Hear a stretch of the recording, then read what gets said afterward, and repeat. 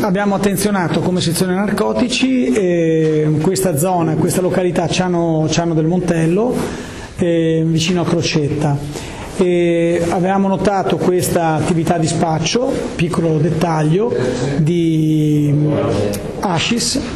e una volta individuata quella che poteva essere il deposito, la casa dove custodivano le sostanze, abbiamo deciso di dar corso a una perquisizione. Ringrazio la unità cinofili della Polizia di Stato in servizio a Padova che ci ha dato aiuto ed è stata essenziale, perché in due fasi: nella prima fase all'interno della casa abbiamo rinvenuto il denaro e 2 etti di sostanza stupefacente, e poi in una baracca staccata dall'abitazione principale abbiamo rinvenuto in 2 diverse buche oltre 2,1 kg, 2,2 kg di altra sostanza stupefacente, e lì l'apporto dei cani è stato essenziale. Nel complesso sono state arrestate 4 persone, denunciate in stato di libertà una quinta, sempre per le sostanze stupefacenti,